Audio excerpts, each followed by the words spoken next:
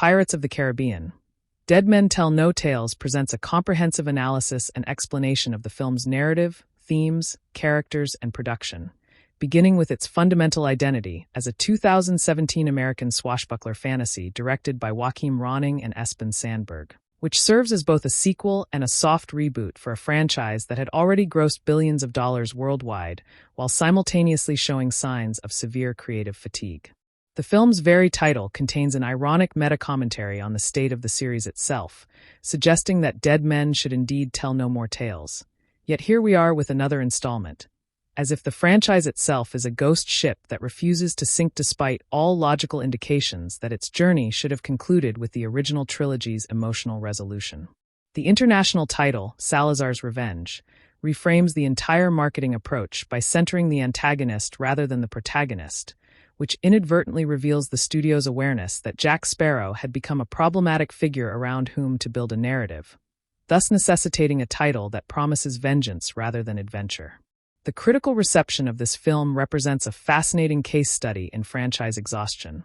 where the 33% approval rating on Rotten Tomatoes tells only part of the story, as the reviews themselves often read less like traditional criticism and more like exhausted sighs from writers who had been covering this series for 14 years and could no longer summon the energy to be either surprised or outraged by its diminishing returns. The domestic box office performance of $172 million marked the lowest in the franchise's history, a figure that becomes even more troubling when accounting for inflation, revealing an audience that had not necessarily rejected the Pirates brand outright, but had certainly lost the urgency to see these adventures in theaters. Johnny Depp's reported salary of approximately $78 million created a strange dissonance between the actor's compensation and the film's actual cultural relevance, as if Disney was paying a premium for a product whose market value had significantly depreciated, a business decision that would haunt future negotiations for potential sequels. The academic description of the film as fast food filmmaking provides an apt metaphor for understanding how Dead Men Tell No Tales operates on a structural level, offering easily digestible set pieces that satisfy immediate cravings without providing any lasting nutritional value to the franchise's mythology or character development. Much like how a fast food meal fills the stomach but leaves the diner unsatisfied an hour later. The prologue sequence set 13 years after At World's End immediately establishes the film's complicated relationship with continuity, bringing back Will Turner and Elizabeth Swann just long enough to remind audiences of what they loved about the original trilogy, while simultaneously demonstrating that the new characters lack the chemistry and charisma that made those earlier films work. Henry Turner's childhood encounter with his cursed father aboard the Flying Dutchman creates an emotional foundation that the rest of the film struggles to build upon, as if the screenplay planted a seed of genuine pathos, but then forgot to water it amid the chaos of subsequent action sequences. The concept of the Trident of Poseidon as a MacGuffin deserves particular scrutiny because it represents a significant escalation in the franchise's magical logic, introducing an artifact so powerful that it can break all curses of the sea simultaneously, which retroactively diminishes the stakes of every previous film by suggesting that the characters' struggles could have been resolved with a single magical object rather than through personal sacrifice and growth. Henry's childhood vow to find Jack Sparrow, and the Trident establishes a character motivation that remains static throughout the entire film, never evolving or complicating itself, which reduces him to a plot delivery mechanism rather than a fully realized protagonist with internal conflicts and contradictions. The 9-year time jump that transforms Henry from a determined child to a Royal Navy sailor played by Brenton Thwaites represents a missed opportunity to explore how growing up with a cursed father might have psychologically shaped him,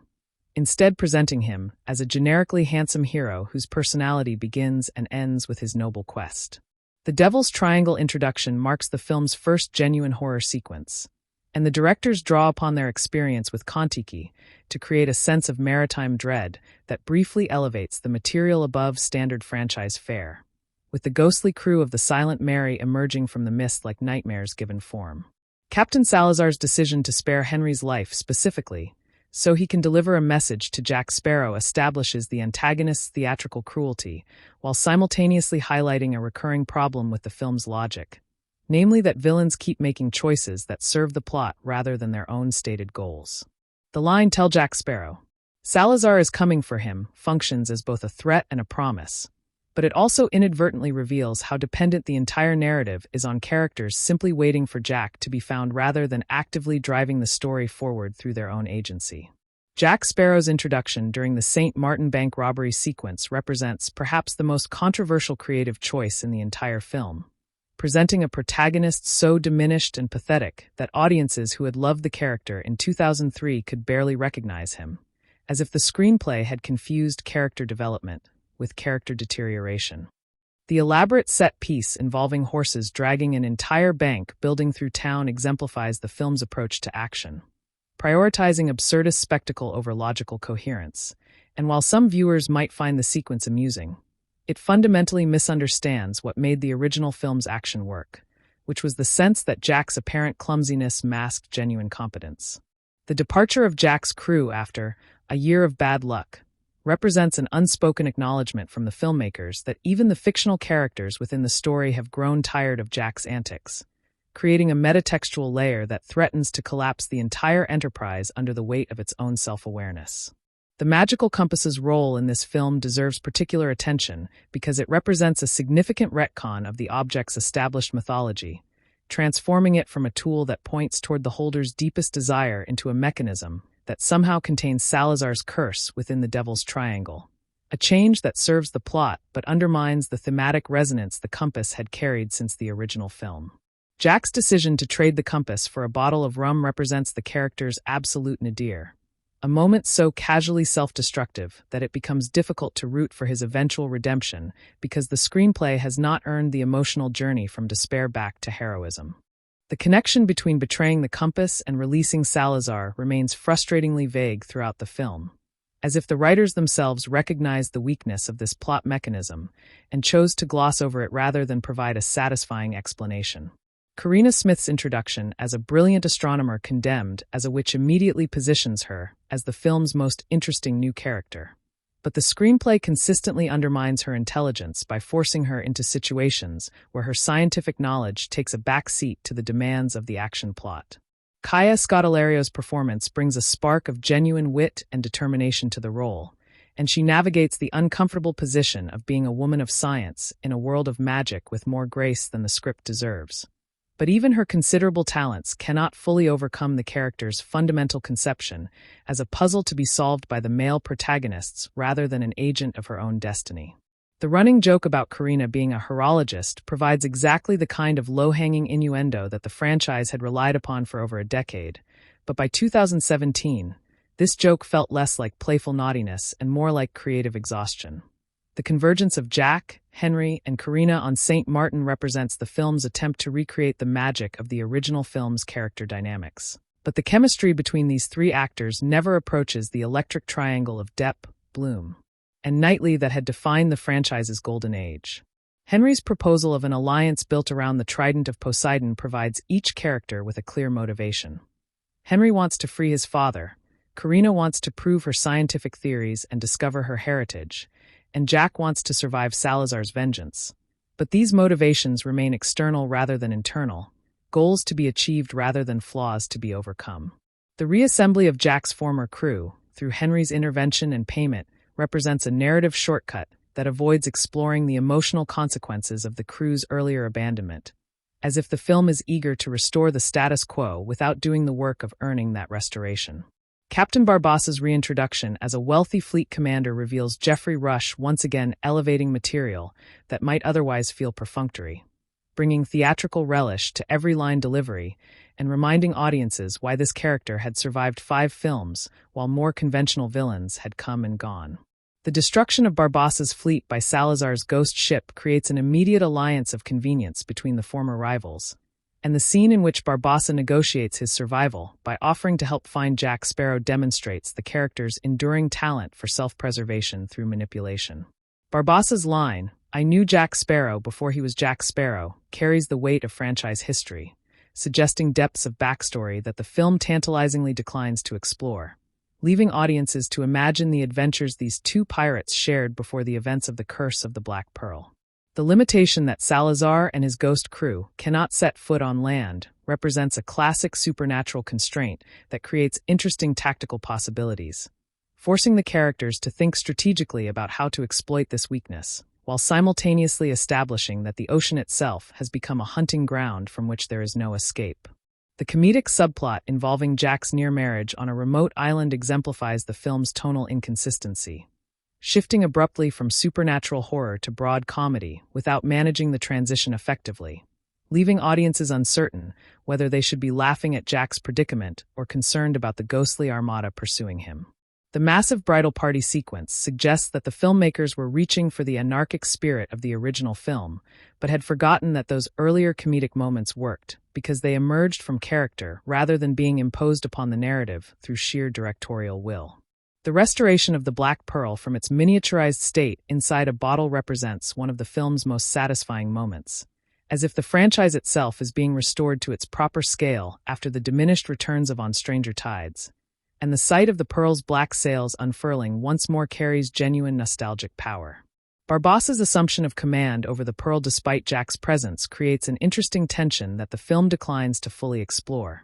settling instead for a comfortable dynamic in which the two old rivals coexist with minimal conflict, as if the screenplay recognized that audiences enjoyed their bickering but lacked the courage to introduce genuine stakes into their relationship. The journey toward the Trident's island provides opportunities for character development that the film largely squanders, filling the voyage with action sequences rather than allowing the characters to reveal themselves through conversation and conflict. The revelation that Karina is Barbassa's daughter represents the film's most emotionally effective plot twist, and the slow dawning of this truth provides the kind of character-driven storytelling that the rest of the film sorely lacks. Barbassa's decision to leave Karina at an orphanage with his diary disguised as an astronomical journal speaks to a complexity of character that Geoffrey Rush has always brought to the role, suggesting that beneath the pirate's ruthless exterior lies a father who wanted his daughter to have a better life than he could provide. The dramatic irony of Jack and Barbassa both deducing the truth while Karina remains unaware creates a tension that builds effectively throughout the second act, culminating in a revelation that earns its emotional payoff through careful setup rather than cheap manipulation. The Royal Navy warship's destruction by the Silent Mary demonstrates the film's willingness to raise the stakes through collateral damage, but the sequence also highlights the visual incoherence that critics consistently identified as one of the film's major weaknesses, with the nighttime setting and rapid editing making it difficult to track the spatial relationships between the various vessels. The discovery that the Trident's island possesses the power to part the ocean represents a direct visual quotation of the Ten Commandments, and while the imagery is undeniably striking, it also suggests a creative team reaching for biblical grandeur to compensate for narrative thinness. The path to the ocean floor provides a visually unique environment for the climax, but the film's execution of this concept never quite matches its ambition, as the digital effects create a space that feels neither fully real nor fully fantastical. Salazar's possession of Henry's body to walk on the ocean floor represents a clever bypassing of the ghost cruise land limitation, but it also introduces a body horror element that the film seems uncertain how to handle tonally, veering between genuine menace and cartoonish exaggeration. Javier Bardem's performance during these possession sequences demonstrates his commitment to the role, contorting his physicality to suggest a supernatural presence inhabiting an unwilling vessel. But the screenplay gives him little to do beyond repeating variations on the same threat. The moment when Salazar seizes the trident should represent the film's peak of tension, but the artifact's vaguely defined powers make it difficult to understand exactly what is at stake, as the audience has no clear sense of what Salazar might do with the trident beyond the immediate goal of killing Jack Sparrow. The shattering of the trident represents a bold narrative choice that subverts the expected climax, as the characters achieve their goal not by using the artifact's power, but by destroying it, a decision that carries thematic weight by suggesting that freedom comes not from wielding power, but from breaking the systems that constrain us. The simultaneous breaking of all sea curses creates a cascade of consequences that the film handles with surprising efficiency, transforming Salazar and his crew back into vulnerable mortals, while simultaneously freeing Will Turner from his eternal service aboard the Flying Dutchman. The visual transformation of the ghost crew from spectral horrors to confused flesh-and-blood humans provides a moment of genuine pathos, as these terrifying antagonists are revealed to be simply men who have been trapped in a nightmare for decades. Barbassa's sacrifice represents the emotional climax of not just this film, but arguably the entire franchise, as a character who has spent 5 movies pursuing self-interest at the expense of all other considerations finally chooses to die for someone else. The moment when Karina recognizes Barbassa as her father through his tattoo, matching the cover of her diary, provides the kind of visual storytelling that the rest of the film often neglects, allowing the audience to make the connection alongside the character rather than having it explained through exposition. Barbassa's final words, "My treasure is you," recontextualize his entire character arc, revealing that the pirate's obsession with treasure was always a displacement for the human connection he denied himself by abandoning his daughter. Geoffrey Rush's performance during Barbassa's death scene demonstrates why he remained the franchise's most valuable player across 5 films, finding notes of tenderness and regret within a character who had been defined by bluster and greed, and selling the transformation so completely that even skeptics found themselves moved. The physical staging of Barbassa's sacrifice, impaling himself and Salazar on the Pearl's anchor mechanism, creates a visual tableau that suggests the pirate going down with his ship in the most literal sense possible, dragging his enemy into the depths like a captain fulfilling his final duty. The death of Barbassa leaves a void in the franchise that no subsequent installment could easily fill, as he represented the chaotic, unpredictable energy that had kept the series interesting even when the Jack Sparrow antics grew tiresome. The epilogue reuniting the Turner family provides the closure that audiences had been denied since At World's End, with Will Turner finally free to set foot on land permanently and Elizabeth Swann arriving to embrace her husband after years of separation. Keira Knightley's cameo appearance carries disproportionate emotional weight because her presence connects this film to the original trilogy's emotional core, reminding viewers of what the franchise had once been capable of achieving when it balanced spectacle with genuine human feeling. Henry and Karina's romantic connection feels somewhat perfunctory by comparison, as if the film is checking a box rather than building a relationship, but the actor's evident goodwill helps smooth over the screenplay's shortcuts. Jack Sparrow's final scene watching the Turner family reunion from the deck of the Black Pearl captures something essential about the character that the rest of the film often misses, namely that Jack is fundamentally an observer of other people's happy endings rather than a participant in them, doomed by his own nature to sail perpetually toward the horizon rather than arriving at any destination. The adoption of Barbassa's monkey provides a comic grace note that honors the franchise's history while suggesting continuity beyond this installment, as if Jack will always collect the cast-offs of more consequential characters. The crew's acceptance of Jack as captain once more feels unearned given the film's opening depiction of their abandonment, but the franchise's internal logic has always prioritized emotional satisfaction over narrative consistency. The post-credits scene featuring Davy Jones's apparent return represents a fascinating creative choice that raises more questions than it answers, as the barnacles and puddle of water suggest that breaking the trident may have had unintended consequences beyond simply freeing Will Turner from his curse. The silhouette of Jones's tentacle beard and crab claw creates an immediate visual connection to Bill Nighy's memorable performance in Dead Man's Chest and At World's End, suggesting a threat that the franchise might explore in a hypothetical 6th installment. Will Turner sitting up in bed to find nothing there provides an ambiguous ending that could signify either a genuine supernatural occurrence or simply a nightmare born of years of trauma aboard the Dutchman. Johnny Depp's performance as Jack Sparrow in this film requires careful analysis because it represents a significant departure from the character's earlier incarnations, with the actor appearing to have lost the thread of what made the role compelling in the first place. The original Jack Sparrow balanced apparent drunkenness with hidden competence, creating a tension that kept audiences guessing whether his successes were calculated or lucky. But Dead Men Tell No Tales presents a Jack who is simply drunk, stumbling through the narrative without the saving grace of hidden genius. The screenplay's decision to give Jack less screen time than any previous installment suggests either a lack of confidence in the character's ability to carry the film or a pragmatic recognition that Depp's performance style had become too mannered to sustain extended focus. The criticism that Depp seemed to be doing an impression of himself portraying Jack Sparrow speaks to a broader phenomenon in franchise filmmaking,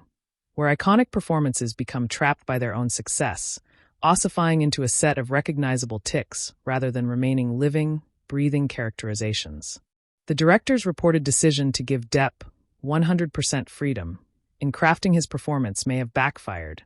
as the actor's choices lacked the external discipline that had shaped the character in earlier films under Gore Verbinski's more controlled direction. Jack's diminished competence throughout the film creates a protagonist who is largely passive, having things done to him rather than driving the action through his own schemes and manipulations, which represents a fundamental misunderstanding of the character's appeal. Captain Salazar's motivation stems from a backstory in which a young Jack Sparrow tricked him into sailing into the Devil's Triangle, a humiliation that has festered into an all-consuming obsession over decades of cursed existence. Javier Bardem brings considerable menace to the role, and his physical transformation into a floating, half-destroyed specter creates genuinely unsettling imagery. But the character ultimately lacks the tragic dimensions that made Davy Jones such a compelling antagonist. Salazar's singular focus on revenge, expressed through the constant repetition of Jack Sparrow, as if the name itself were a curse, becomes monotonous rather than menacing, suggesting that the writers had created a character with one note and no way to modulate it. The visual design of Salazar and his crew represents the film's most impressive technical achievement, with the ghostly effects of floating hair, transparent body parts, and the gradual materialization and dematerialization of their forms creating a genuinely otherworldly presence. The Silent Mary itself functions as both a character and a setting, its ruined architecture suggesting a ship that exists in a perpetual state of destruction, forever caught in the moment of its demise within the Devil's Triangle. The contrast between the ghost crew's spectral existence and the living world they terrorize creates visual interest that partially compensates for the narrative's shortcomings, though the nighttime setting of many sequences obscures the effects work that should have been the film's primary selling point. Henry Turner's character represents the franchise's attempt to pass the torch to a new generation, but Brenton Thwaites' performance lacks the rough edges that made Orlando Bloom's Will Turner compelling in the original trilogy. Will Turner was defined by his class anxiety, his discomfort with the pirate world, and his gradual embrace of his father's legacy, whereas Henry arrives fully formed as a hero with a clear mission and no internal conflicts to resolve. The character exists primarily as a mechanism for introducing the Trident's legend and providing a reason for the quest, fulfilling his narrative function without ever becoming a person the audience genuinely cares about. Karina Smith's role as a woman of science in a superstitious world creates the potential for interesting thematic exploration, but the film consistently undercuts this potential by subjecting her to the male gaze and using her intelligence as a punchline rather than a genuine asset. The gradual loss of her clothing throughout the film, noted by several critics, exemplifies the franchise's uncomfortable relationship with its female characters, simultaneously presenting Karina as the smartest person in the room while finding ways to objectify her that undermine her stated empowerment. Her scientific knowledge leads directly to the Trident's location, suggesting that rationality and empiricism can coexist with the magical elements of the pirate's universe, but the film never takes this idea seriously enough to develop it into a meaningful theme. The witch character played by Golshifteh Farahani represents one of the film's most puzzling elements, appearing briefly to provide assistance to the Royal Navy before vanishing without explanation or resolution. Her presence raises questions that the screenplay seems uninterested in answering, suggesting that she may have been a victim of the editing process, with her subplot largely removed from the final cut. The British Navy's willingness to work with an actual, which while simultaneously condemning Karina, as one creates an irony that the film either does not recognize or chooses not to explore, leaving a potentially rich vein of commentary on hypocrisy and power completely unmined. The bank heist opening sequence attempts to recapture the anarchic energy of the original film's set pieces, but the sequence's reliance on increasingly improbable coincidences and cartoon physics places it in an uncomfortable middle ground between realistic action and outright fantasy. The image of an entire bank building being dragged through the streets by horses is certainly memorable, but it belongs in a different film than the ghostly horror of the Devil's Triangle sequence that follows, creating a tonal whiplash from which the film never fully recovers. The sequence's failure to establish Jack as a competent schemer undermines the character's later moments of cleverness, as the audience has been given no reason to believe that this version of Jack could outsmart anyone. The guillotine execution sequence represents the film's most sustained comedic set piece, and it demonstrates both the strengths and weaknesses of the director's approach to action, prioritizing elaborate physical comedy over coherence or tension. Jack's repeated escapes from the rotating blade provide exactly the kind of slapstick that the franchise had always incorporated, but the sequence goes on too long and relies too heavily on coincidence, as if the filmmakers believed that quantity of near misses could substitute for quality of choreography. The involvement of Jack's crew in his rescue attempts to restore the ensemble dynamic that had been missing, but the sequence ultimately serves to delay the plot rather than advance it. The dying gull serves as a temporary vessel for the protagonists, and its decrepit state mirrors Jack's own diminished condition, a ship barely keeping itself together through sheer stubbornness and improvisation. The contrast between the dying gull and the restored Black Pearl creates a visual metaphor for the franchise's arc in this film, moving from a state of decay to a restoration of former glory, though the screenplay never fully commits to this metaphor as an organizing principle. The ship's eventual fate, presumably destroyed or abandoned, receives no acknowledgement, as if the filmmakers recognized that audiences would not care about the fate of a vessel introduced solely for comic effect. The Black Pearl's restoration from its bottled state represents a technical challenge that the film's visual effects team handles impressively, with the ship emerging from its glass prison in a sequence that carries genuine wonder. The Pearl's role in the franchise has always been more than simply a mode of transportation. It represents freedom, adventure, and the pirate life itself, making its restoration a symbolic rebirth of the series' core values after the disappointing fourth installment. Barbassa's immediate assumption of command reflects his practical nature, recognizing that Jack's luck has deserted him and that strong leadership is needed to survive the coming confrontation with Salazar. The division of the sea sequence draws obvious visual parallels to biblical epic cinema, but the film deploys this imagery without the spiritual weight that gave those earlier films their resonance, using it simply as a striking visual rather than a meaningful symbol. The path to the ocean floor creates an environment unlike anything in previous Pirates films, with the water walls on either side suggesting a realm between worlds where the normal rules of reality are suspended. This liminal space provides an appropriate setting for the film's climax, as the characters must descend into a realm where curses can be broken and destinies rewritten. The mechanism by which breaking the trident breaks all curses simultaneously receives no explanation, creating a logical gap that the film asks audiences to accept on faith. This represents a recurring problem with the franchise's approach to magic, which operates according to rules that are established when convenient and ignored when inconvenient, making it difficult for audiences to invest in the stakes of any given conflict. The Trident's power is so broadly defined that its destruction carries no clear cost beyond the immediate physical danger of the collapsing ocean,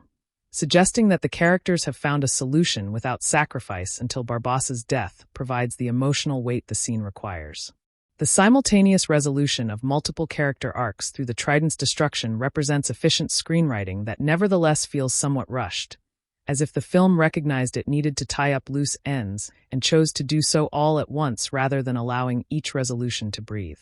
Salazar's transformation back into a mortal man strips him of his supernatural menace, revealing a vengeful human who has wasted decades pursuing a grudge that no longer matters. The irony of Salazar regaining his mortality only to immediately die demonstrates the film's dark sense of cosmic justice, suggesting that some obsessions are so consuming that their resolution can only end in destruction. The Pearl's anchor serving as both the instrument of Barbassa's sacrifice and the mechanism of rescue creates a poetic symmetry, with the same object that saves the protagonists also requiring the death of one of their number. Barbassa's understanding of what must be done arrives without hesitation, suggesting that his paternal instinct, suppressed for decades, finally asserts itself in the moment of ultimate crisis. The physicality of Barbassa's sacrifice, plunging into the depths while impaled on the anchor alongside Salazar, creates an image of a man embracing his death rather than fleeing from it, a final act of agency that redeems a life spent in selfish pursuit.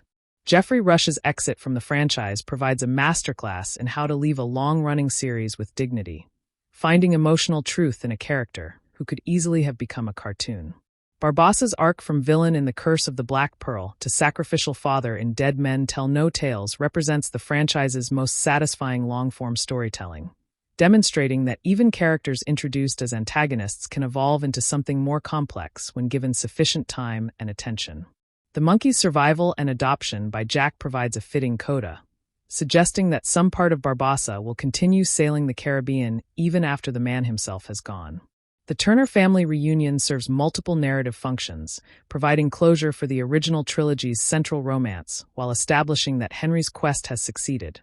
freeing his father from a curse that had defined the family for 2 decades. Orlando Bloom's brief appearance as the freed Will Turner carries the weight of audience nostalgia, his reunion with Keira Knightley's Elizabeth creating a moment that connects directly to the emotional core of the original films. The presence of both original trilogy leads, however brief, implicitly acknowledges that the franchise's new characters cannot yet carry the emotional weight that Bloom and Knightley brought to their roles. Karina's adoption into the Turner family through her relationship with Henry creates a blended legacy that honors both her father's sacrifice and her own scientific aspirations, though the film rushes through this development in its eagerness to reach the end credits. The name Barbassa, being reclaimed by Karina, represents a reclaiming of heritage,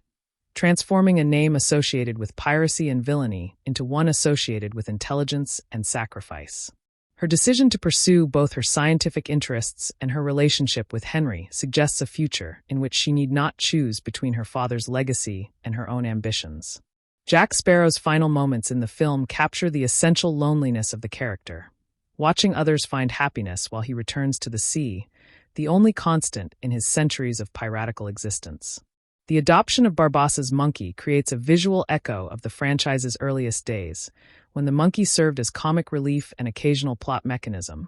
suggesting that some cycles will continue regardless of how many curses are broken. Jack's declaration that he is sailing toward the beloved horizon represents an acceptance of his nature, acknowledging that he will never settle down or find domestic happiness because the horizon itself is his true love. The post-credits sequence's ambiguity regarding Davy Jones's return creates a tantalizing hook for potential sequels, while also suggesting that the breaking of the Trident may have unleashed forces that were better left contained. The barnacles left behind on the floor provide physical evidence that something supernatural has occurred,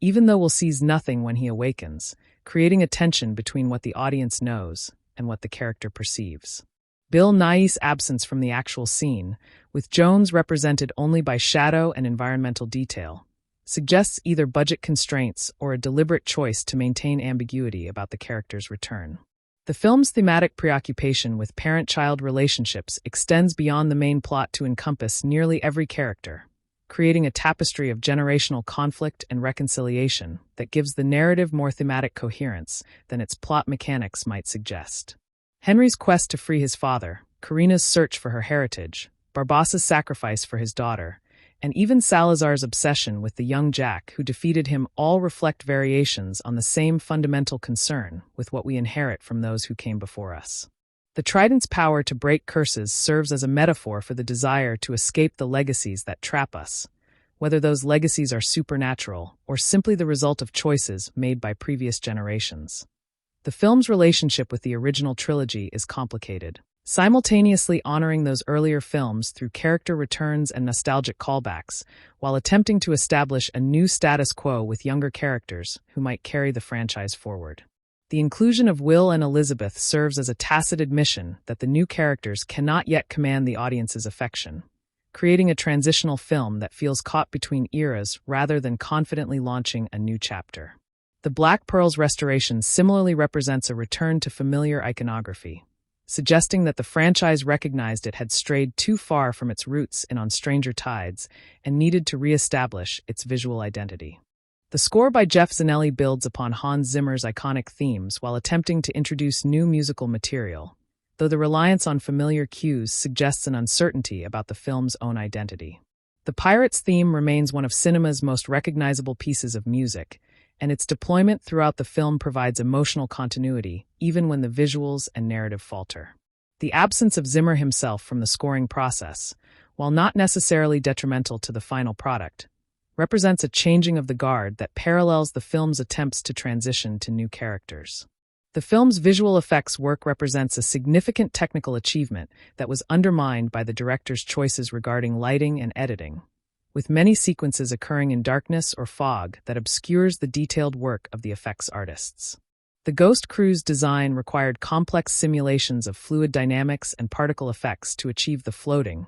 partially transparent appearance that distinguishes them from the living characters, and the technical accomplishment deserves recognition even when the final visual result proves difficult to parse. The parting of the sea sequence required the creation of a fully digital environment that had to interact convincingly with the practical elements shot on set,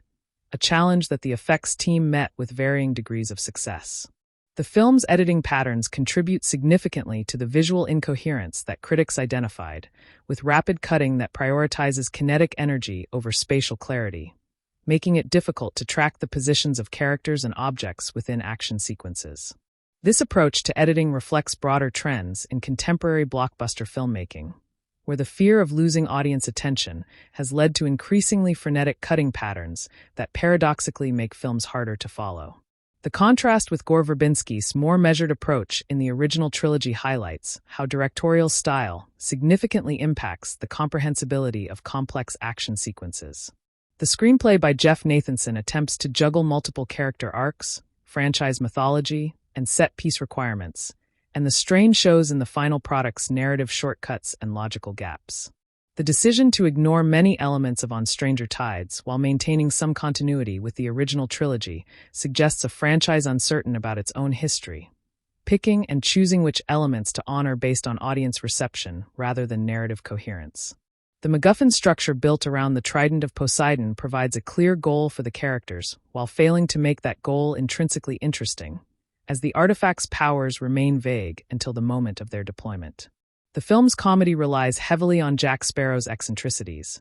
but the character's behavior has become so predictable after 4 previous films that the jokes lack the element of surprise essential to effective comedy. The running gag about Karina's profession as a horologist provides exactly the kind of juvenile humor that the franchise had always incorporated, but the repetition of this joke across multiple scenes suggests a lack of confidence in the audience's ability to find humor without explicit signposting. The balance between comedy and horror that characterized the best Pirates films tips too far toward comedy in this installment, undercutting the menace of the supernatural elements. The film's approach to female characters reflects the franchise's ongoing struggle to present women as something other than objects of desire or plot mechanisms, with Karina's intelligence consistently undercut by the male character's dismissive attitudes and the camera's tendency to frame her as a spectacle. The witch character's brief appearance and disappearance without resolution suggests that the screenplay originally contained more material for female characters that was cut during the editing process, leaving a film dominated by male perspectives. Elizabeth Swann's cameo, while emotionally satisfying, reduces a character who was once the franchise's co-lead to a silent figure whose only function is to complete a family reunion. The film's engagement with Enlightenment rationality through Karina's scientific pursuits never develops into a meaningful thematic exploration, instead using her knowledge as a convenient plot mechanism for locating the Trident. The tension between science and magic in the Pirates universe remains unresolved, with the film suggesting that both approaches to understanding the world are valid without examining what this coexistence might mean. Karina's acceptance of the supernatural events she witnesses represents a character arc that occurs largely off-screen, as she moves from skepticism to belief without the intermediate steps that would make this transition convincing. The economic context of the film's production and release shaped its creative decisions in ways both visible and invisible, from the casting of younger actors who might carry future installments to the reliance on visual effects spectacle that could be marketed internationally. The $794 million worldwide gross, while substantial in absolute terms, represented a significant decline from the franchise's peak and raised questions about the viability of further installments without major creative reinvention. Johnny Depp's compensation reflected a star system that was already beginning to crumble, as the correlation between celebrity salaries and box office returns grew increasingly tenuous in an evolving media landscape. The director's background in maritime filmmaking through Kon-Tiki suggested a sensitivity to the physical realities of seafaring that the film only intermittently fulfills, as the demands of supernatural spectacle override any commitment to nautical authenticity. The choice of Ronning and Sandberg represented a pattern in franchise filmmaking of hiring directors with relevant genre experience who could execute studio mandates without imposing a strong personal vision, resulting in a film that feels competent but anonymous. The director's handling of actors appears to have been largely hands-off, particularly with Depp, resulting in performances that vary wildly in tone and quality across the cast. The film's place in the broader context of 2017 cinema positioned it as an example of franchise fatigue during a year when original properties and fresh approaches to established genres were gaining traction with audiences. The critical consensus that the series had grown stale reflected not just the quality of this specific installment, but a broader cultural exhaustion with the pirates' formula that had once seemed revolutionary. The film's inability to generate the kind of cultural conversation that accompanied the original trilogy's release suggested that the franchise had become background noise rather than event cinema. The potential for a sixth film suggested by the post-credits sequence faces significant obstacles, including Depp's diminished box office drawing power, the narrative challenge of continuing without Geoffrey Rush's Barbossa, and the unproven ability of the younger cast members to carry a franchise. The Davy Jones tease creates an interesting hook, but also raises the question of whether audiences want to see the franchise revisit territory that was already explored definitively in the original trilogy. The financial calculus that drove the series through 5 installments may no longer support further adventures, as the domestic returns have declined with each successive film while production costs have remained substantial. The film's legacy within the Pirates franchise will likely be as a transitional installment that attempted to set up a new generation of characters while providing closure for beloved figures from the original trilogy, partially succeeding at both goals without fully achieving either. Barbossa's death provides the emotional highlight that the rest of the film struggles to earn, and Geoffrey Rush's departure removes one of the franchise's most reliable sources of entertainment. The restoration of the Turner family represents a satisfying conclusion to the arc begun in The Curse of the Black Pearl, even if the path to that conclusion meanders through unnecessary complications. The film ultimately demonstrates the paradox of franchise filmmaking in the 21st century, where the commercial imperative to continue a successful series conflicts with the creative reality that most stories have natural endpoints beyond which they cannot compellingly extend. Dead Men Tell No Tales arrives at a moment when the cultural appetite for pirates' adventures had diminished significantly from the series' peak, and the film's inability to reverse this trend reflects structural challenges that no single installment could overcome. The title's ironic acknowledgement that dead men should tell no more tales becomes, in retrospect, an unintentional admission that some stories are better left concluded than endlessly extended for commercial purposes. The cinematography of Dead Men Tell No Tales, helmed by Paul Cameron, adopts a desaturated color palette that drains the Caribbean of its vibrant turquoise waters and golden sunlight, replacing the visual warmth of the original trilogy with a grim, steel blue aesthetic that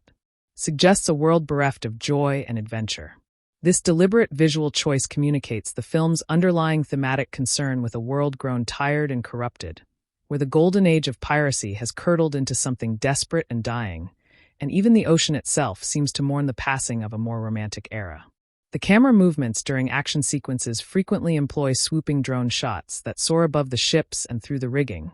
creating a sense of scale and velocity that the editing subsequently undermines by cutting too rapidly between angles, leaving the audience spatially disoriented despite the impressive aerial photography. The contrast between the ghostly Silent Mary and the living vessels reveals a sophisticated understanding of texture in visual effects, with the spectral ship appearing to crumble and reform continuously,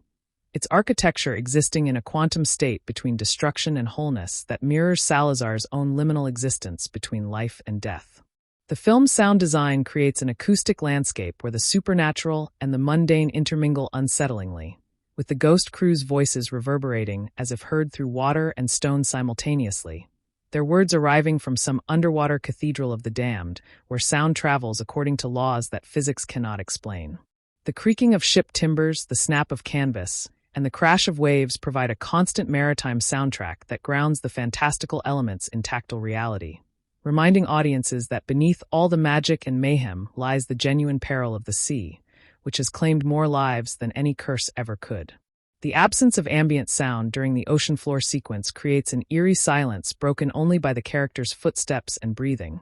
a vacuum of noise that emphasizes the unnaturalness of walking where humans were never meant to tread,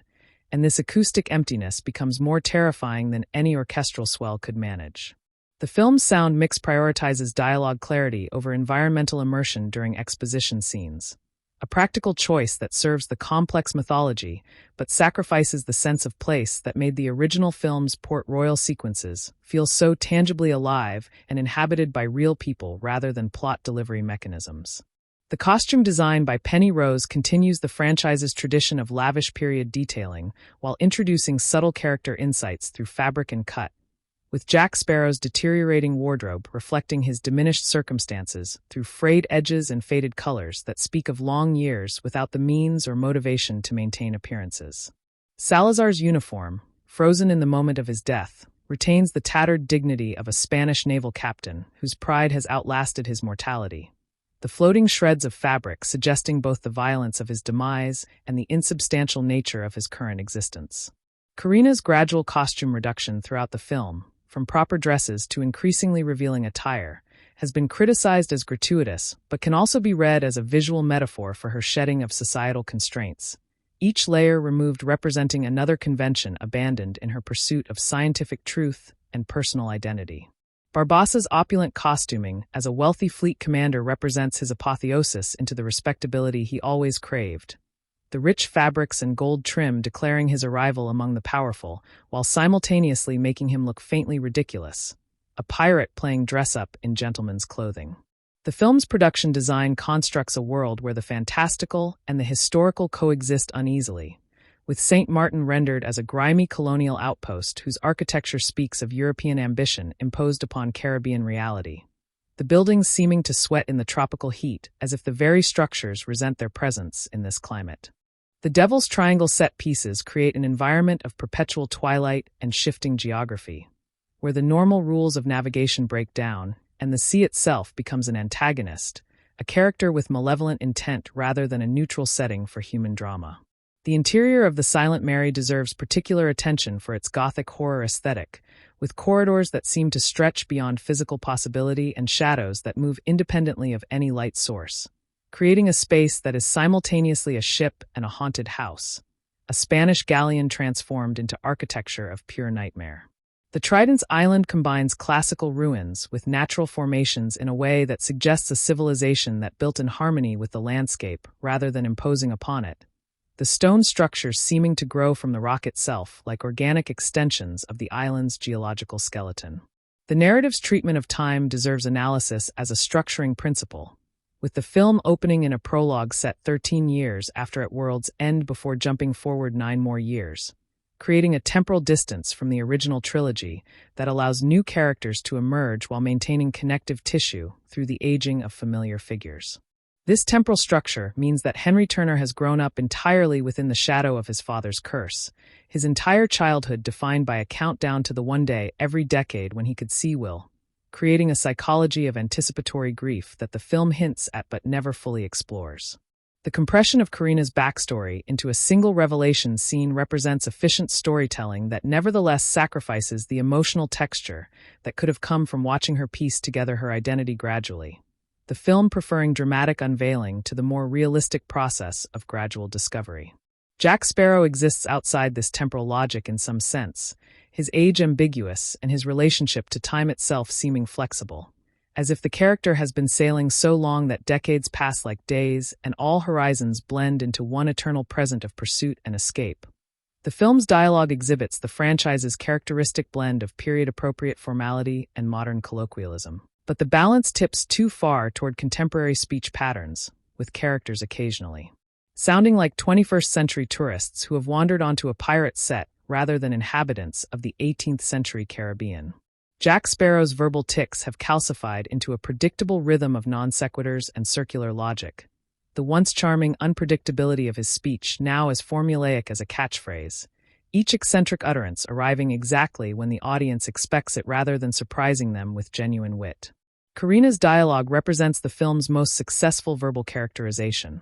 her scientific vocabulary creating friction with the superstitious world around her, and her frustration at being misunderstood providing some of the film's most authentic moments of character-based comedy. Salazar's obsessive repetition of Jack Sparrow functions as a verbal tic that communicates his monomania, but the screenplay never gives him language that transcends his fixation, leaving Bardem to create menace through delivery alone rather than through anything the character actually says. The film's emotional architecture rests on a foundation of absent parents and abandoned children, a thematic preoccupation that extends beyond the main characters to encompass even minor figures whose brief appearances hint at similar wounds. Henry's childhood, defined by Will's curse-bound absence, creates a motivation that is simultaneously understandable and insufficiently dramatized, the film telling us about his pain rather than showing us its texture and consequences. Karina's unknown father represents an absence so profound that it shapes her entire identity, her scientific pursuits becoming a way of filling the void left by a parent who exists only as a diary and a mystery. Barbassa's decision to abandon his daughter reveals a character capable of love and sacrifice long before his climactic death, suggesting that the ruthless pirate we met in the first film was always a performance concealing capacities for tenderness that he considered weakness. Jack Sparrow's complete lack of family connections, never addressed directly but always present in his rootlessness, suggests a man who has been alone so long that solitude has become his only reliable companion. The film's political subtext, while never foreground, reveals troubling implications about colonialism and power that the franchise has always carried but never adequately addressed. The British Royal Navy's casual brutality, executing pirates and condemning women as witches, represents an imperial power that is arguably more destructive than any supernatural threat. Yet the film never interrogates this power structure beyond using it as a source of antagonists. Salazar's Spanish identity adds a layer of historical complexity, invoking the long rivalry between European powers for Caribbean dominance. But the film reduces this geopolitical context to visual flavor rather than meaningful commentary. The pirate characters exist in opposition to imperial authority, yet their own hierarchies replicate the violence and exploitation of the systems they ostensibly reject, a contradiction that the franchise occasionally gestures toward without ever fully exploring. Karina's persecution as a witch connects to the historical reality of how European patriarchy suppressed women's knowledge and agency, but the film treats this as a plot inconvenience rather than a systemic critique. The film's engagement with disability and bodily difference manifests primarily through the ghost crew's fragmented physicality, their missing limbs and floating body parts creating a spectacle of corporeal otherness that the film frames as horrifying rather than humanizing. Jack Sparrow's drunkenness, which in earlier films carried notes of genuine alcoholism beneath the comedy, has been sanitized into a harmless quirk, removing the edge of tragedy that once gave the character depth. The various physical deformities that populate the pirate world, from missing eyes to wooden legs, function as signifiers of a rough-and-tumble existence, but never become sites of genuine character exploration or commentary on how these bodies navigate a world designed for the able-bodied. The film's treatment of mental instability through Jack's madness continues the franchise's romanticization of eccentricity while ignoring the genuine psychological toll that decades of supernatural encounters and near-death experiences would exact on a human mind. The film's relationship with its own mythology has grown so complex that it requires extensive exposition merely to establish the rules governing its supernatural elements, creating scenes where characters explain lore to each other in ways that serve the audience more than the diegetic situation. The Trident of Poseidon's power to break all curses represents an escalation of magical capability that retroactively simplifies the franchise's cosmology, suggesting that all supernatural phenomena share a common source that can be negated with sufficient force. The compass's expanded functionality, now containing Salazar's curse rather than simply pointing toward desire, demonstrates how franchise mythology tends toward complexity over time, with each installment adding capabilities to familiar objects until their original conceptual elegance becomes obscured. The film's post-credits scene further complicates this mythological landscape by suggesting that breaking the trident may have consequences beyond those immediately apparent, leaving the door open for future complications that the franchise may never address. The acting ensemble demonstrates the challenges of maintaining character consistency across multiple installments directed by different filmmakers with varying interpretations of the material. Johnny Depp's performance exists in dialogue with his own previous work, each gesture and line reading carrying the weight of audience expectation built over 14 years, and the impossibility of surprising viewers who know Jack Sparrow intimately becomes a trap from which the actor cannot escape. Geoffrey Rush navigates this challenge more successfully by embracing Barbassa's evolution, allowing the character to change meaningfully while maintaining the core of theatrical menace and unexpected tenderness that has always defined him. Brenton Thwaites and Kaya Scodelario face the opposite challenge, attempting to create new characters in a franchise defined by established icons, and their performances struggle against the gravitational pull of the original trio's chemistry, which was lightning in a bottle that cannot be recreated through casting alone. Javier Bardem commits fully to Salazar's physical and vocal transformation, But the character's limited emotional range restricts the actor to variations on fury and menace, leaving his considerable talents underutilized. The film's marketing campaign positioned Dead Men Tell No Tales as both a return to form and a fresh start, a contradictory messaging strategy that reflected the franchise's uncertain identity after the disappointing On Stranger Tides. The trailers emphasized the return of Bloom and Knightley while also highlighting the new young cast, attempting to appeal to nostalgia and novelty simultaneously, a strategy that satisfied neither audience segment fully. The international title Salazar's Revenge reframed the film as a villain-driven narrative, perhaps recognizing that Jack Sparrow had become a less reliable marketing hook than he had been a decade earlier. The poster design, featuring the iconic crossed cutlasses and skull imagery that had defined the franchise's visual branding, attempted to reassure audiences that this installment belonged to the same lineage as the beloved originals, even as the content within represented a significant departure in tone and quality. The film's editing rhythm during dialogue scenes demonstrates a tendency toward shot-reverse shot patterns that feel televisual rather than cinematic, lacking the compositional inventiveness that Gore Verbinski brought to even the most exposition-heavy sequences in the original trilogy. The action editing, conversely, embraces a chaos cinema aesthetic where spatial relationships are sacrificed for kinetic impact, creating sequences that feel exciting in the moment but resist comprehension upon reflection. This bifurcated approach to editing suggests a film caught between two modes of address, unable to commit to either the patient visual storytelling of classical cinema or the immersive incoherence of contemporary blockbuster construction. The rhythm of scene transitions often feels arbitrary, with sequences ending abruptly or continuing past their natural conclusion, suggesting an editing process that struggled to find the film's proper shape. The film's color grading introduces a teal and orange schema that had become standard for blockbuster cinema by 2017. But this choice flattens the Caribbean's natural visual diversity into a predictable palette that makes St. Martin and the open ocean indistinguishable in terms of color temperature. The nighttime sequences suffer from a lack of contrast that makes it difficult to discern the action, particularly in 3D presentations where the dimming effect of the glasses compounded the already murky photography. The Ghost Crew's visual design benefits from this darker palette,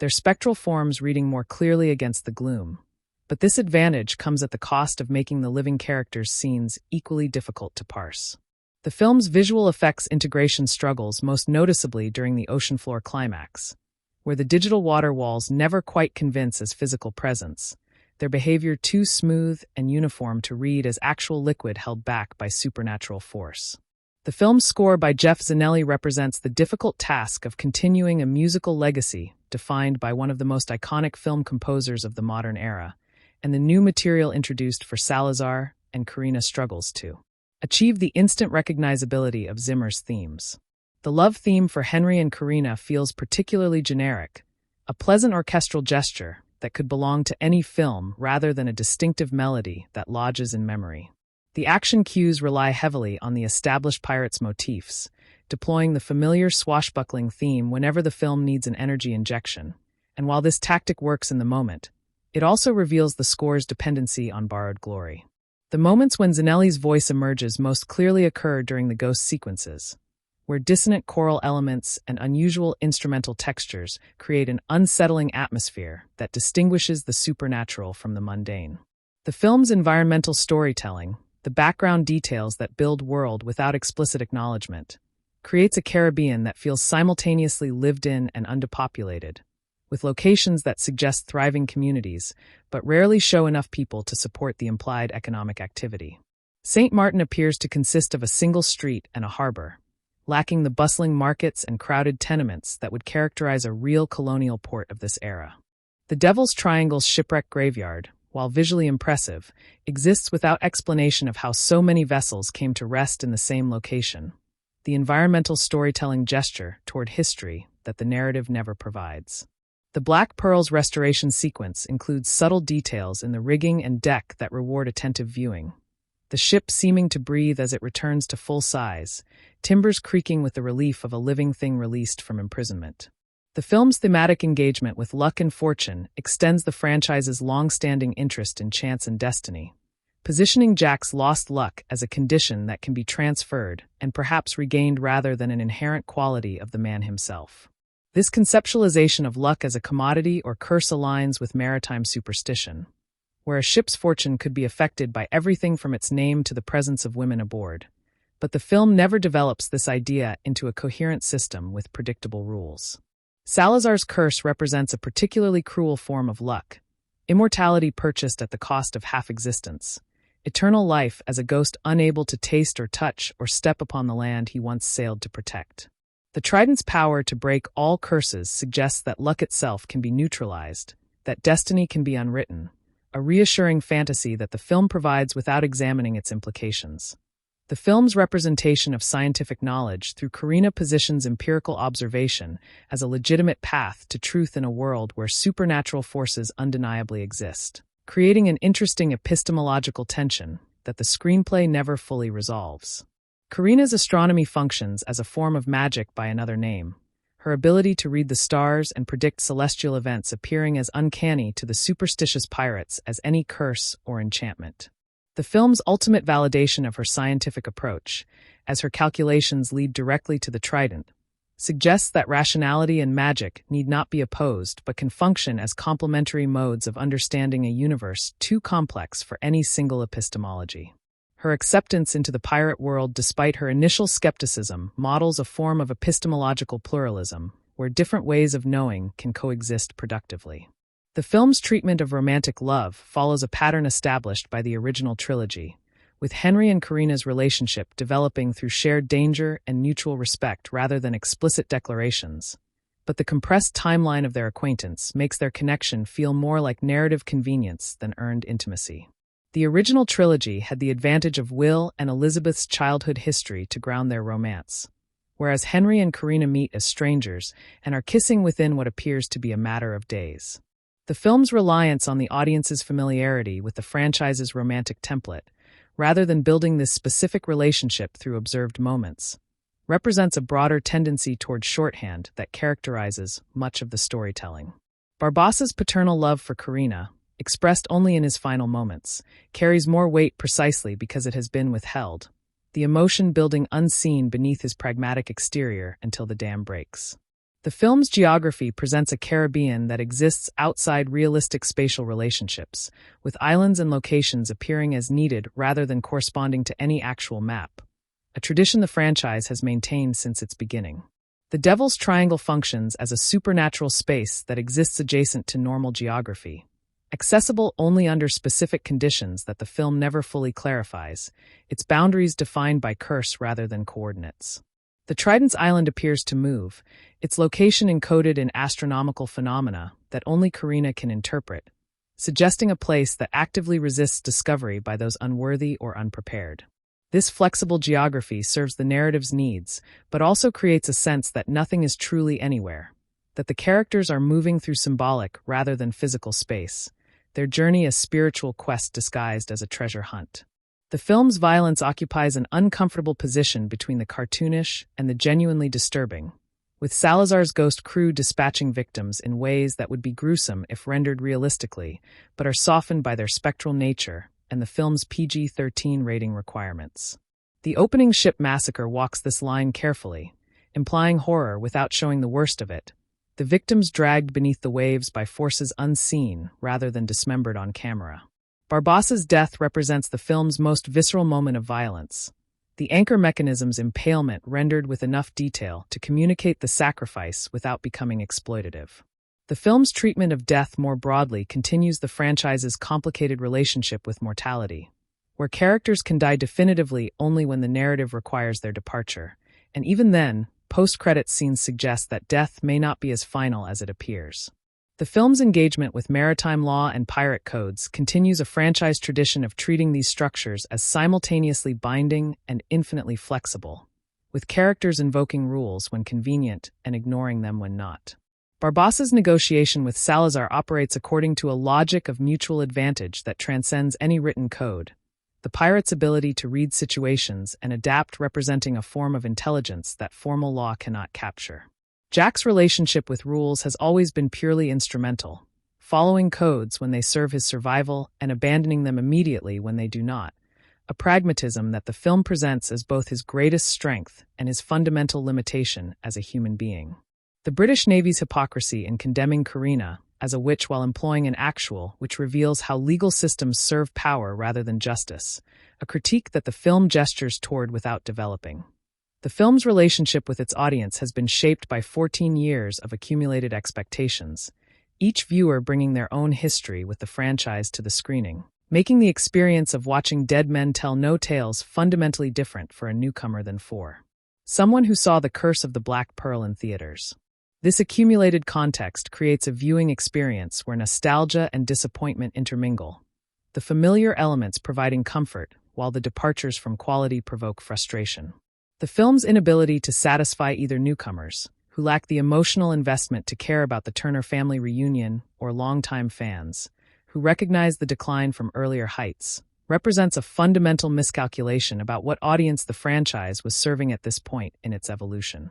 The film's production context, emerging from a development process that had seen multiple scripts and directors attached over several years, reveals a franchise struggling to find its creative direction after the departure of the original creative team that had shaped its identity. The eventual choice of Ronning and Sandberg, directors of a critically acclaimed Norwegian historical drama, suggested a desire to ground the series in more realistic maritime filmmaking.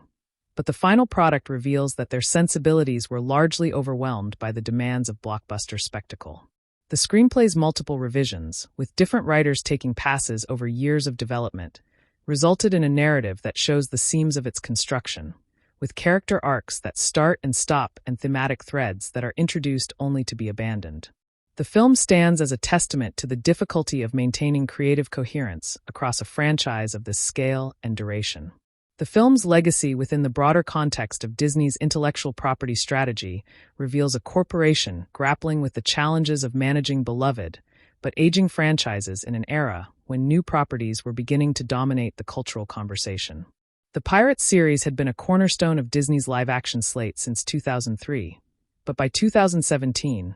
the studio was already pivoting toward live-action remakes of its animated classics and the acquisition of Marvel and Lucasfilm properties that would reshape its release calendar. Dead Men Tell No Tales arrived as something of an afterthought, a contractual obligation to a star and a concept that had already peaked culturally, and this sense of diminished priority permeates the final product at every level. The film's respectable but unremarkable box office performance confirmed that the franchise could still generate revenue, but could no longer command the cultural attention it once enjoyed. The future of Pirates of the Caribbean remains uncertain, with various reboots and spin-offs announced, and then quietly shelved, and Dead Men Tell No Tales may ultimately be remembered as the installment that proved even the most successful franchises cannot sail forever against the winds of changing audience taste and creative exhaustion. The film's narrative architecture fundamentally depends upon a chain of betrayals and reconciliations that structure the relationships between characters as a series of transactional negotiations rather than emotional bonds, with loyalty functioning as currency to be spent when advantageous and hoarded when necessary. Barbassa's betrayal of Jack to Salazar, his subsequent realignment with his old rival, and his ultimate sacrifice for a daughter, he has never known trace an arc that suggests redemption is possible even for those who have made treachery their primary mode of engagement with the world. Jack's betrayal of his compass, and by extension of his own deepest desires, represents a self-betrayal more profound than any external double-cross, a moment where the character abandons the one object that has consistently guided him through supernatural peril. Henry's decision to trust Jack despite the pirate's diminished state constitutes an act of faith that the film never fully justifies. The young man placing his father's salvation in the hands of a man who has just demonstrated his complete unreliability. The film's treatment of the supernatural differs significantly from the original trilogy's approach by presenting ghostly phenomena as grotesque rather than wondrous, with Salazar's crew evoking body horror rather than the romantic melancholy that characterized Davy Jones's cursed existence aboard the Flying Dutchman. Where Jones and his crew represented a tragic transformation, their aquatic mutations reflecting the emotional calcification of a heartbroken man who had abandoned his sacred duty, Salazar's ghosts embody pure vengeance, without the complicating factor of lost love or moral complexity. The visual distinction between these two ghostly crews, Jones's organic, barnacle-encrusted aberrations versus Salazar's floating, shredded, smoke-like entities, reveals how the franchise's conception of the supernatural has shifted from gothic romance to horror spectacle. This shift reflects broader changes in blockbuster aesthetics between 2006 and 2017, where the influence of horror cinema on mainstream visual effects had intensified, and audiences had developed a greater appetite for disturbing imagery within family-friendly entertainment. The film's engagement with class and social hierarchy manifests most clearly in the contrast between Barbassa's acquired wealth and Jack's abject poverty at the story's opening, a reversal of their positions from the original film, where Barbassa was the mutineer living in cursed squalor, while Jack retained his rakish dignity, despite his circumstances. Barbassa's fleet of ships and fine clothing represent the pirate's successful integration into the economic systems he once rejected, his privateering legitimization transforming him from outlaw to entrepreneur. Yet this respectability proves as fragile as any pirate alliance when confronted with supernatural force. Jack's degradation, trading his most prized possession for a bottle of rum, suggests not merely bad luck, but a fundamental inability to function within any economic system. Whether legitimate commerce or criminal enterprise, his value residing entirely in his reputation rather than any material achievement. The film's resolution restores neither man to prosperity, with Barbassa dying and Jack sailing away with nothing but a monkey and a crew that has already demonstrated its willingness to abandon him. The film's production design for Salazar's ghost ship incorporates elements of Spanish Baroque architecture and naval engineering that ground the supernatural vessel in historical reality, even as its behavior defies physical law.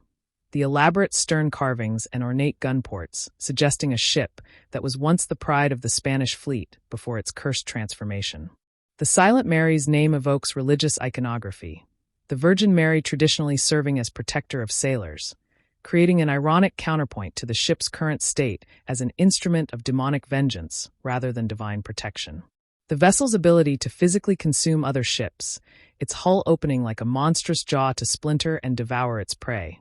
transforms the ship into a predatory creature rather than a vehicle, its architecture serving appetite rather than navigation. The contrast between the Silent Mary's organic destructiveness and the Black Pearl's elegant lethality creates a visual dialectic between two conceptions of maritime power,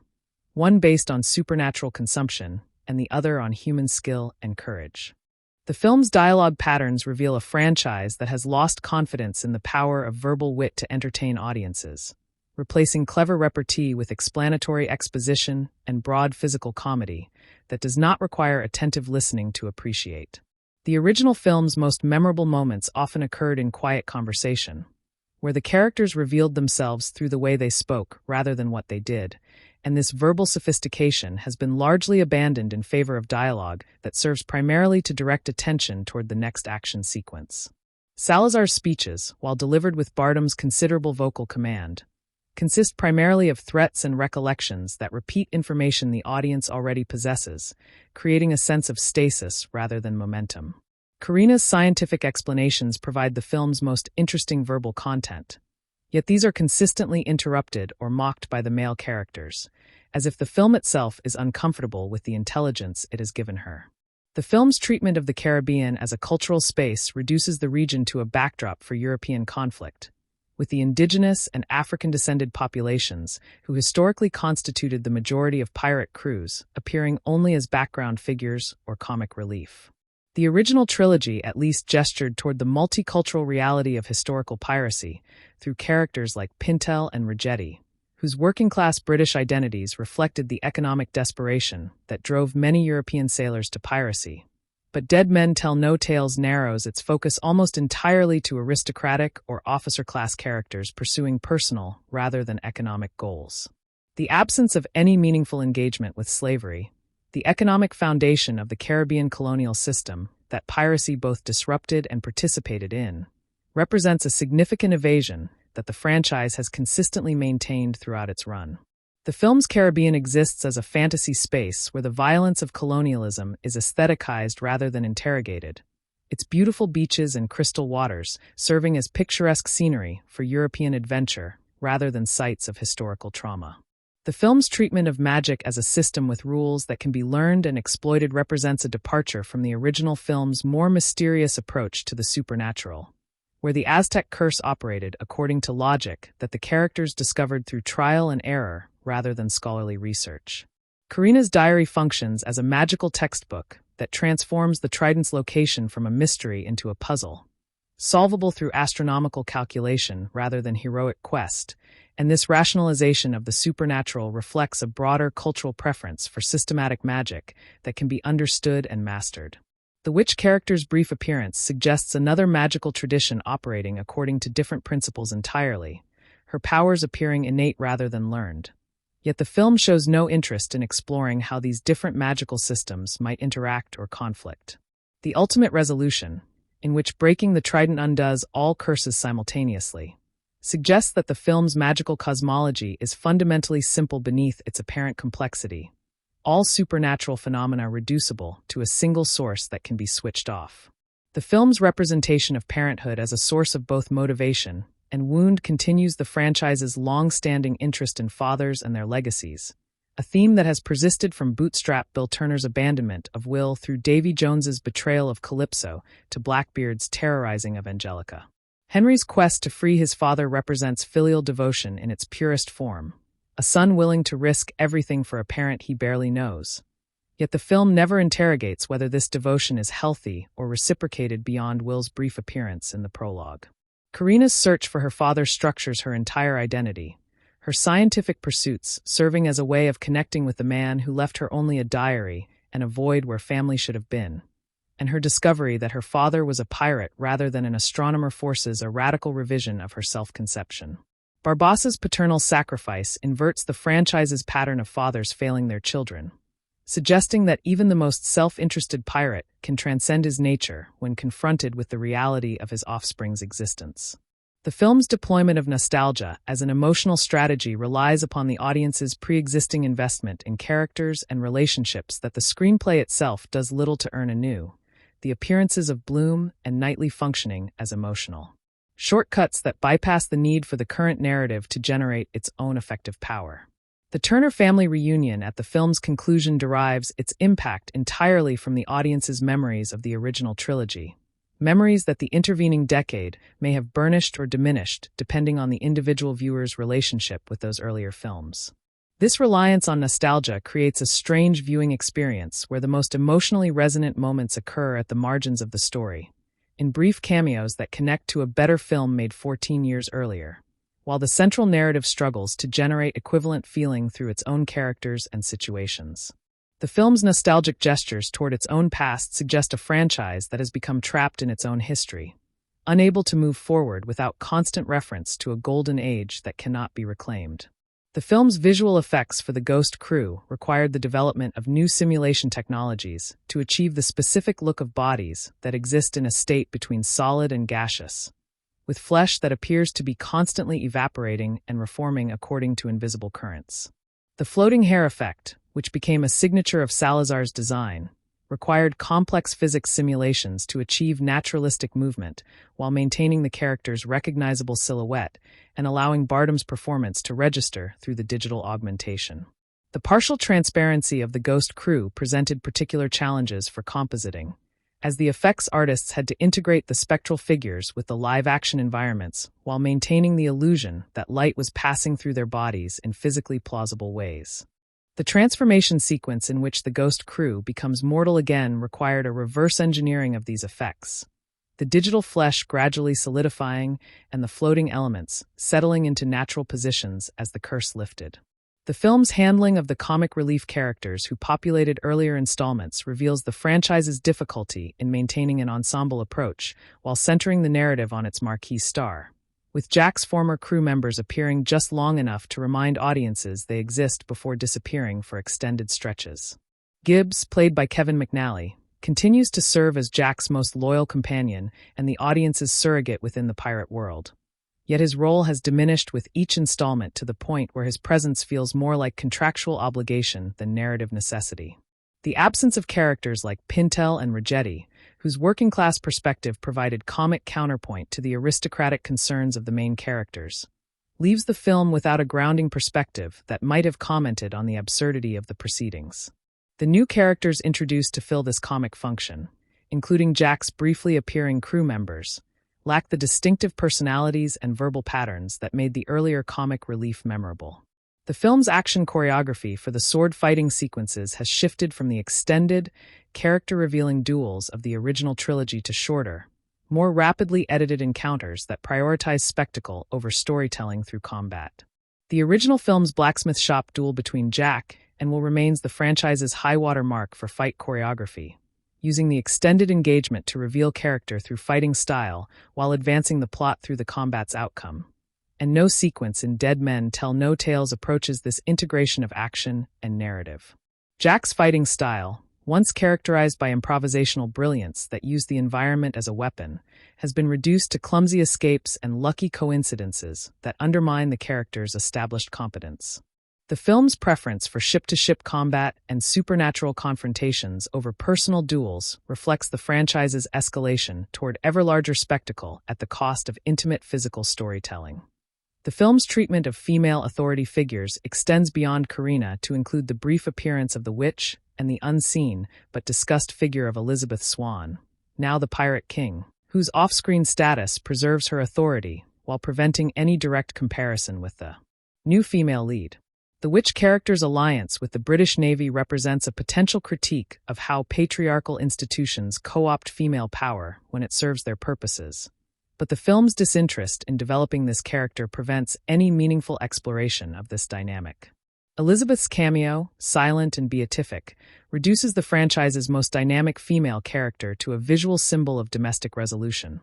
Her earlier complexity and agency sacrificed to the demands of a happy ending that feels more obligatory than earned. Karina's intelligence and determination make her the film's most capable character. Yet she is consistently positioned as someone who must be rescued, explained to, or gazed upon, her agency constantly circumscribed by the narrative's need to center its male protagonists. The film's visual references to earlier installments create a network of callbacks that reward attentive franchise viewers, while potentially alienating newcomers who lack the context to appreciate these gestures,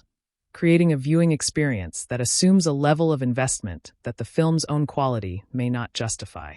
The restoration of the Black Pearl from its bottled imprisonment directly references the ending of On Stranger Tides, creating continuity with a film that many viewers had either forgotten or actively disliked. The appearance of Barbassa's monkey, a character who has persisted through every installment despite the franchise's shifting casts and tones, provides a thread of continuity that is simultaneously absurd and oddly touching. The post-credit sequence's reference to Davy Jones connects to Dead Man's Chest and at World's End specifically, bypassing the fourth film entirely to suggest that the franchise's true continuity runs through the original trilogy alone. The film's approach to the passage of time within its diegetic world raises questions about aging and mortality that the franchise has consistently sidestepped through supernatural intervention and narrative convenience, with characters remaining recognizably themselves across decades while the world around them transforms. Will Turner's curse has preserved him at the age of his binding to the Dutchman, yet Orlando Bloom visibly aged in the 10 years between At World's End and this film, creating a subtle dissonance between the character's supposed supernatural stasis and the actor's natural aging. Jack Sparrow's age remains deliberately ambiguous, his appearance suggesting dissipation rather than years, as if the character is being eroded by his lifestyle rather than simply growing older. Barbassa's age, conversely, has been embraced by Jeffrey Rush as a character note, the pirate's gray hair and weathered features suggesting a lifetime of hard living that has somehow not diminished his vitality. The film's score employs thematic transformation to suggest character evolution, with Barbassa's musical material shifting from the menacing motifs of earlier films to something approaching nobility in his final scenes, the orchestration warming and expanding as the character transcends his villainous origins. Salazar's theme, by contrast, remains static throughout, its grinding low brass and dissonant string figures communicating unchanging obsession rather than development, the music trapped in the same loop of vengeance that consumes the character. Jack Sparrow's theme, the franchise's most recognizable musical element, appears in increasingly fragmented and uncertain arrangements, as if the music itself has lost confidence in the character it represents. The love theme for Henry and Karina attempts to evoke the sweeping romance of the original trilogies, Up is Down, or One Day. But its melodic material lacks the distinctive contour that made those earlier themes instantly memorable. The film's use of location shooting versus digital environments reveals the economic calculations underlying contemporary blockbuster production. With the St. Martin sequences shot on practical sets and locations, while the more fantastical environments were created digitally, a division that increasingly characterizes franchise filmmaking. The practical locations provide a tactility that the digital environments cannot match. The weathered stone and sun-bleached wood of St. Martin grounding the opening sequences in physical reality before the narrative descends into increasingly artificial spaces. The Devil's Triangle sequences, shot primarily against green screen with environments added in post-production, lack this grounding, the actors seeming to exist in a void rather than a place with its own physical properties. The film's climax on the ocean floor represents the ultimate triumph of digital environment over physical space. The characters walking through a world that exists only as data, and while the technical achievement is considerable, the emotional impact is correspondingly diminished. The film's engagement with the historical period in which it is set remains characteristically loose, with the costume and production design suggesting an 18th century setting while the dialogue and attitudes reflect contemporary sensibilities about gender, authority, and individual agency. Karina's scientific education and professional aspirations would have been nearly impossible for a woman of her apparent social class in the historical Caribbean. Yet the film presents these as obstacles to be overcome through determination rather than structural impossibilities. The British Navy's willingness to execute a woman for witchcraft while simultaneously employing supernatural forces of their own reflects a historical reality of colonial justice that was arbitrary and self-serving. Yet the film treats this as a plot convenience rather than a systemic critique. The pirates' democratic practices, which the original film celebrated through the pirate code sequences, have been largely abandoned in this installment in favor of strongman leadership and personal loyalty. The film's handling of death as narrative punctuation continues the franchise's tradition of treating mortality as a revolving door, with characters returning from apparent death when the story requires their presence, and dying definitively only when the actor's contract has expired or the narrative demands sacrifice. Barbassa's death represents the franchise's first major character exit that carries genuine finality, the character's arc reaching its natural conclusion after 5 films of evolution from villain to antihero to tragic father. The film's reluctance to kill Jack Sparrow, despite the character's diminished utility and the actor's escalating salary, reflects the commercial reality that the franchise cannot imagine itself without its central figure even as the narrative struggles to find meaningful things for him to do. The post-credits tease of Davy Jones's return suggests that even death is subject to revision when the franchise requires familiar antagonists for potential future installments. The film's representation of the sea as a character in its own right continues the franchise's most distinctive thematic preoccupation. The ocean functioning as a space of transformation where identities become fluid and the normal rules of society lose their binding force. The Devil's Triangle represents the sea at its most malevolent, a place where the ocean actively consumes those who enter it, transforming living sailors into half-dead specters trapped between existence and oblivion. The Trident's island reverses this relationship, the ocean parting to reveal dry land where no land should exist, the sea becoming a path rather than a barrier in a moment of supernatural inversion. The film's final image of Jack sailing toward the horizon restores the sea to its traditional role as a space of freedom and possibility, the ocean's vastness representing the open future that the land-bound characters have foreclosed through their domestic resolutions. The film's use of the British Navy as antagonists continues a franchise tradition of positioning imperial authority as the true enemy against which even the most disreputable pirates appear sympathetic, a narrative strategy that has always required audiences to overlook the historical reality of piracy as a violent criminal enterprise. The Navy's officers are portrayed as rigid, unimaginative, and cruel, their commitment to law and order serving as a mask for personal ambition and sadistic pleasure in the suffering of others. This portrayal serves the franchise's romanticization of piracy by providing a contrast that makes the pirates' lawlessness appear liberating rather than destructive, their violence justified by the greater violence of the imperial system they resist. The film never acknowledges that this resistance is fundamentally individualistic rather than revolutionary, the pirates seeking personal freedom rather than systemic change. The film's treatment of prophecy and predestination introduces questions about free will that the franchise has always raised but never resolved, with the various curses and supernatural interventions suggesting a universe where individual choice is circumscribed by forces beyond human control. The legend of the Trident functions as a prophecy that Henry has devoted his life to fulfilling, his choices shaped by a destiny that he has embraced rather than resisted. Yet the film never interrogates whether this acceptance represents faith or fatalism. Jack's lost luck positions him as someone whose fortunes are determined by supernatural forces rather than his own abilities, his successes and failures attributable to luck's presence or absence rather than his choices. The film's resolution, in which the Trident's destruction frees characters from their supernatural bonds, suggests that destiny can be broken, but only through an act of destruction that carries its own costs. The film's editing patterns during dialogue scenes reveal a tendency to cut away from characters in the middle of emotional moments, as if the film is uncomfortable with sustained attention to feeling and must constantly interrupt itself with reaction shots or cutaways to maintain visual variety. This editing strategy prevents the audience from fully inhabiting the characters' emotional experiences, keeping viewers at a remove that may be intended to maintain the film's breezy tone, but instead creates a sense of emotional superficiality. The scenes between Barbassa and Karina, which should be the film's emotional centerpiece, suffer particularly from this approach, with the editing cutting away from both actors just as they begin to access the deeper registers of their performances. The contrast with the original trilogy's willingness to hold on faces during moments of emotional crisis reveals how the franchise's directorial sensibility has shifted toward a more anxious, less confident relationship with its audience's attention spans. The film's color palette during the climactic ocean floor sequence shifts dramatically toward a golden, numinous quality that distinguishes this space from the blue-gray gloom of the preceding action,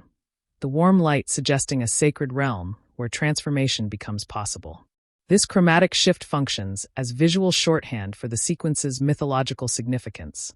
the golden light evoking the divine power of Poseidon that permeates this space even after the Trident's destruction. The return to the cool, desaturated palette of the surface world after the climax creates a visual anticlimax, the world seeming drained of magic once the Trident has been destroyed and the ocean has returned to its normal behavior. The film's visual arc thus traces a journey from mundane grayness through supernatural golden light and back to mundane grayness, suggesting that transcendence is temporary and the ordinary world ultimately reasserts its claims.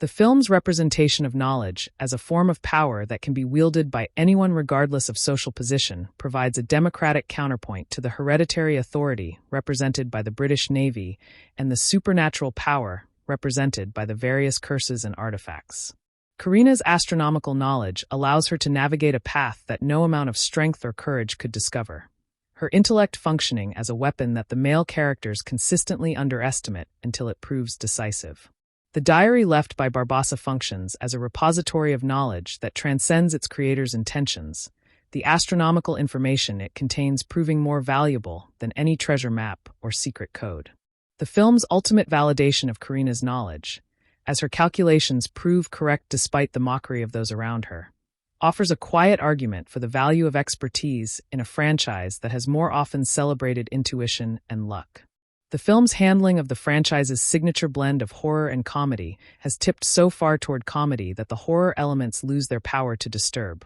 the ghost crew becoming familiar through repetition rather than remaining uncanny through restraint. The original film understood that horror requires build-up and anticipation,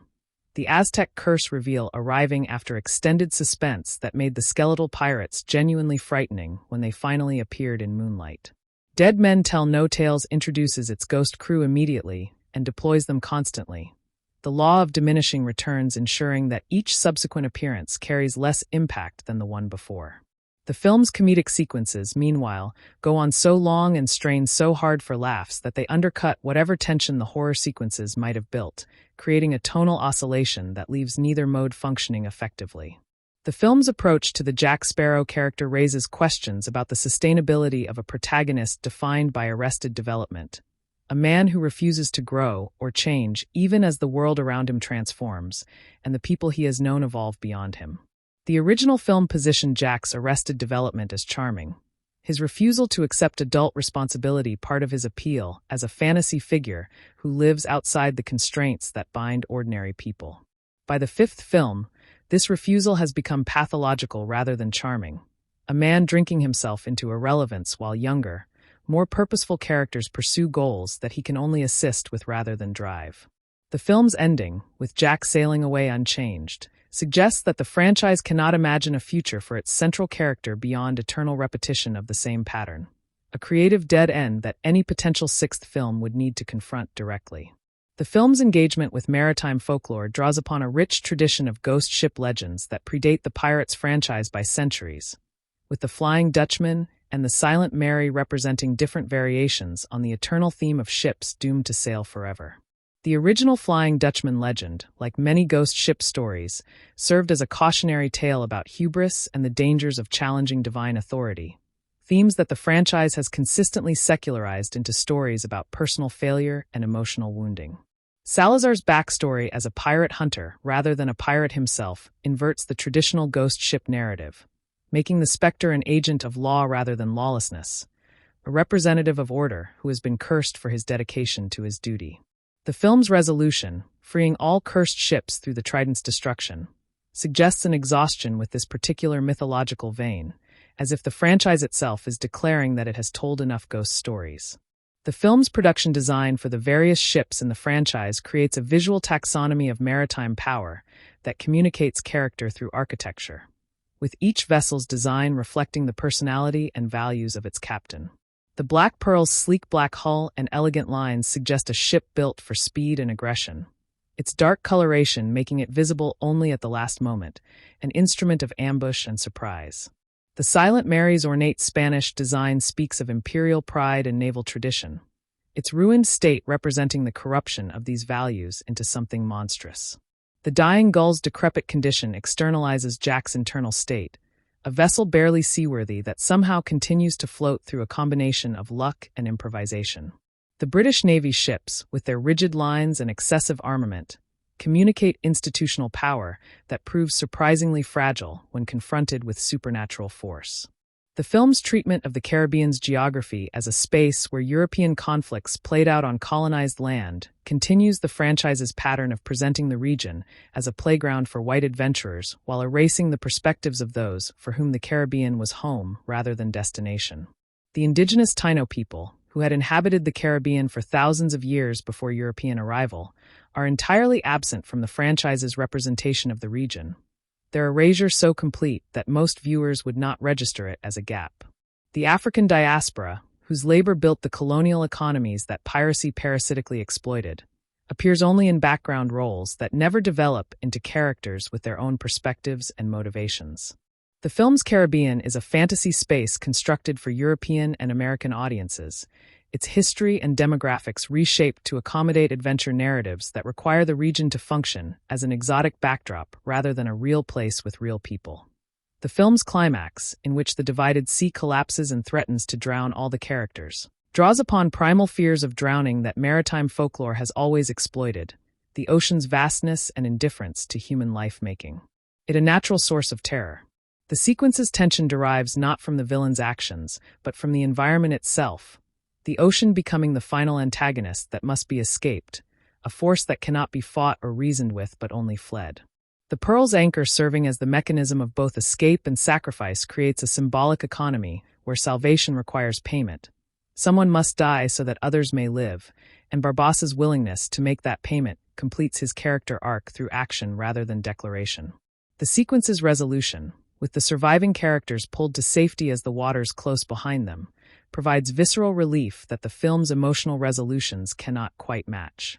The film's treatment of religious imagery and iconography, from the Silent Mary's name to the Trident's mythological origins, reflects a franchise that freely borrows from various religious traditions without committing to any particular theological framework. Poseidon's trident invokes Greek mythology, yet the film never clarifies whether the Greek pantheon exists within the pirate's universe, or whether the trident is simply a powerful artifact that has acquired mythological associations over time. The various curses and their breaking suggest a universe governed by rules rather than divine will, the the supernatural operating like a natural force that can be manipulated through proper understanding rather than appealed to through prayer or sacrifice. This secularization of the supernatural aligns with the franchise's broader Enlightenment sympathies,